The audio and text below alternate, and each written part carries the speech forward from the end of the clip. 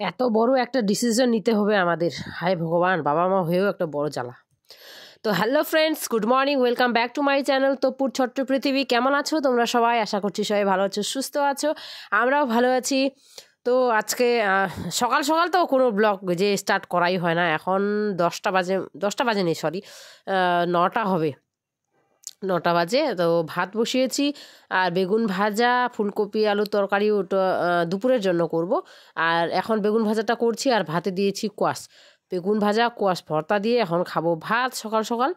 আর দুপুরের জন্য করব ফুলকপি আলুর তরকারি। আর পুঁটি মাছগুলো ছিল, বড় বড় পুঁটিগুলো, ছোট পুঁটিগুলো এখন ভাজা খেয়ে নেবো এই যে। আর বড় পুঁটিগুলো হচ্ছে ঝাল করব, পুঁটি মাছের ঝাল। তো এই যে সকালের খাবার, এটা বাবাকে দিব। আর আমি এখনও মানে আমি খাইনি দুপুর আর কি। এই যে বড় পুঁটিগুলো, তো এইগুলো এই যে এখানে টমেটো অল্প, রসুন আদা পেঁয়াজ সব নিয়ে নিয়েছি, আর লঙ্কা দিয়েছি বেশি করে, ঝাল করব যেহেতু। তো এটা এই যে কষিয়ে মাছগুলো দিয়ে দেবো এখানে। বাবাকে খাবার দিয়ে সাথে সাথে দুপুরে রান্নাটাও সেরে নিলাম। এক জায়গায় যাব আজকে, তার জন্য এত তাড়াহুড়ো করছি আর কি। তো রান্নাটা সেরে সজ্জা চলে গেছিলাম বাইরে। বাইরের সমস্ত কাজ কমপ্লিট করে, নোংরা টোংরা ফেলে, স্নান পুজো, তারপরে হচ্ছে কি বলে, রান্নাটা সেরে আর কি। এই যে রান্না কমপ্লিট হয়ে গেল আমার। তারপরে হচ্ছে গিয়ে রেডি হয়ে খাওয়া দাওয়া করে যাব। আজকে হচ্ছে ছেলের আছে স্কুলে অ্যাডমিশন আছে। তো মাছের ঝালটা এত টেস্টি হয়েছিল, বাবা বলছিল দুদিন ভরা মাছগুলো ভাজা খেলাম, একদম ভালো লাগেনি, কিন্তু আজকে একদম মাছের ঝালটা খুব টেস্টি হয়েছে বাবা বলছিল আর কি। তো যাকগে, আমিও খেয়ে দেখলাম, সত্যি খুব ভালো হয়েছিল। আর বড় বড় সাইজের পুঁটি মাছগুলো, বড় বড় বলতে কী বলবো, মাঝারি বলে এগুলো। আর নাড়াতে চায়না পুঁটি বেরোয়েছে এখন, অনেক বড় বড় ওগুলো, তাই না, ভাল লাগে খেতে। তো যাকগে, এই যে ছেলের স্কুলে চলে এলাম। আজকে হচ্ছে ছেলের স্কুলে অ্যাডমিশন। তো এই যে একটা অনেক অনেক অনেক বড় ডিসিশন মা বাবার মাথায়, তাই না বন্ধুরা? কি বলবো, ছেলের ভবিষ্যৎ এখানেই, তাই না?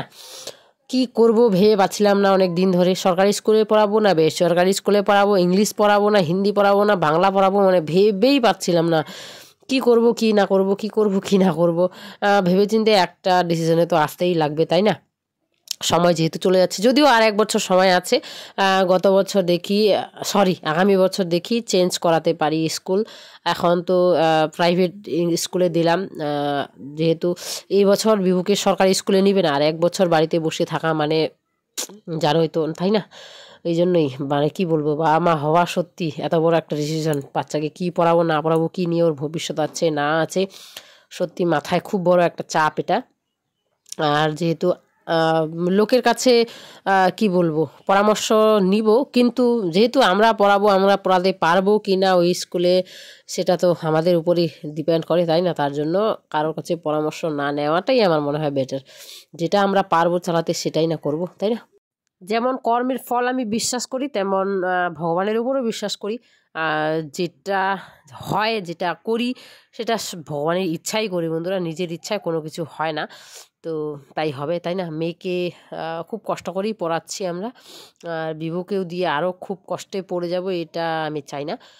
তার জন্য ও যদি মানুষ হয় তাহলে কি বলবো, এই স্কুলেই মানুষ হবে। আর না হলে হাজারো বড় বড় আম্বানির স্কুলে দিয়ে দিই, তাও মানুষ হবে না, তাই না বলো বন্ধুরা? তো যাকে বাড়ি চলে এসেছি, এসে এই যে সাথেই দেখলাম কি বলতো, চ্যান লাগানোর গান মাইক করে যাচ্ছিল, শুনতে পাচ্ছিলাম।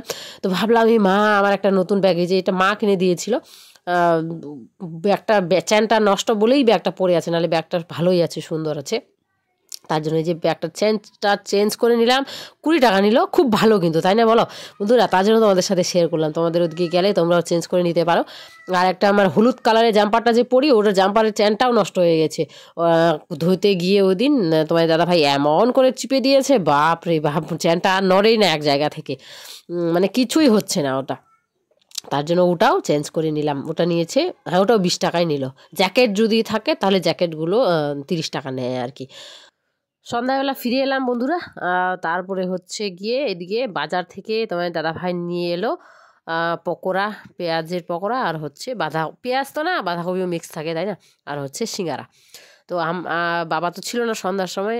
বাবা এখন, এই যে আমি এগুলো বের করছি, বাবা এখন এলো। তো বাবা এসে এখন বাবা আগে পুজো করবে, তারপরে খাবে। আমরা ততক্ষণ আর খেয়ে নিচ্ছিলাম, আগুন জ্বালিয়েছি, আহা দেখে তো মুখ দিয়ে কি বলবো আর যেগুলো জিনিস খেতে ক্ষতি করে, যেগুলো জিনিস খেলে ওগুলোই খেতে বেশি ভালো লাগে, তাই না? এই যে আমার ছেলে ওই যে হাত দিয়ে আবার লাইক দিচ্ছে, খুব ভালো লাগছে ওকে। ও পকোড়াগুলোই খায়, ও সিঙ্গারা খেলে ওই যে উপরের তাই খায়, আলুটা তো ফেলে দেয়, খায় না। ওটা সবারই, আমারও তাই, আলুটা ভালো লাগে না কিন্তু উপরেরটা খেতেই ভালো লাগে, তাই না?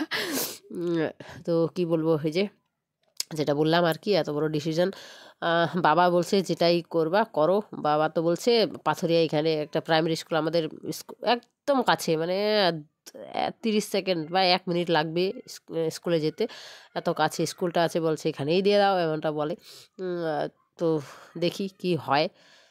এত বড়, মানে কি বলবো, সত্যি মা বাবার মাথায় একটা খুব বড় সমস্যা, মানে শুরু হলো আর কি। এখন টেনশনগুলো আরও তো আছে, কত কত বড় বড় টেনশন, তাই না?